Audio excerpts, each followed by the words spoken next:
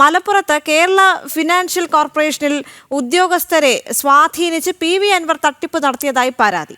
12 കോടി രൂപ വായ്പ എടുത്ത് തട്ടിപ്പ് നടത്തിയെന്നാണ് ഇപ്പോൾ നിലവിലെ പരാതി. മലപ്പുറം കേരള ഫിനാൻഷ്യൽ കോർപ്പറേഷനിൽ വിജിലൻസ് പരിശോധന നടത്തിയിട്ടുണ്ട്.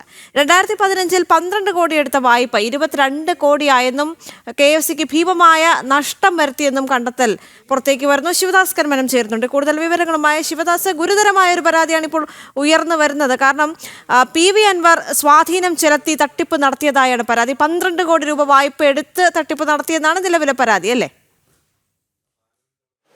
തീർച്ചയായും ഗുരുതരമായ ഒരു കണ്ടെത്തൽ തന്നെയാണ് വിജിലൻസിന്റെ ഭാഗത്തു നിന്നും ഉണ്ടായത്. ഇന്ന് വൈകിട്ടാണ് തിരുവനന്തപുരത്തു നിന്നുമുള്ള വിജിലൻസ് സംഘം മലപ്പുറം ജില്ലയിലെ KFC ഓഫീസിൽ എത്തിയത്. കേരള ഫിനാൻഷ്യൽ കോർപ്പറേഷന്റെ ഓഫീസിൽ എത്തി ഏകദേശം 3 മണിക്കൂറോളം ഇവിടെ പരിശോധന നടത്തി.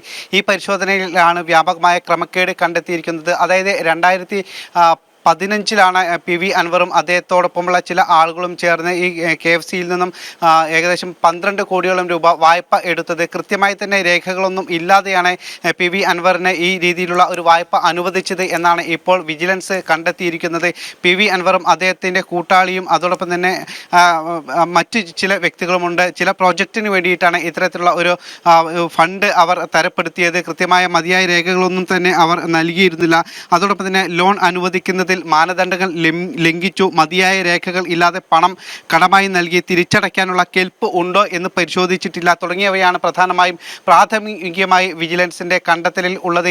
ഇതിന്റെ പരിശോധന വരും ദിവസങ്ങളിലും തുടരും എന്ന് തന്നെയാണ് മനസ്സിലാക്കുന്നത്. നിലവിലിപ്പോൾ ഏകദേശം 22 കോടിയോളം രൂപ തിരിച്ചടവ് ആയിട്ടുണ്ട്. പക്ഷേ അതുകൊണ്ട് തന്നെ ഭീമമായ ഒരു നഷ്ടമാണ് KFCക്ക് ഉണ്ടായിരിക്കുന്നത്. കാരണം ഇത്രയും വലിയ തുകയ്ക്കുള്ള ഒരു